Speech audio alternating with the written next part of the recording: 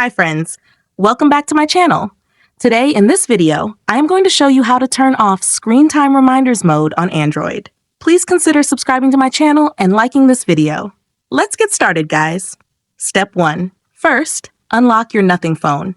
Open the Settings application to find the Home Settings menu. Step 2. Now scroll down and choose Digital Wellbeing and Parental Controls. This section is where you'll find everything related to managing your screen time and device usage. When you spot this option, tap on it to open up a whole range of tools designed to help you understand your phone usage better. Step 3. Next, scroll down to locate the Screen Time Reminders option. Tap on it. Unfortunately, this is turned on.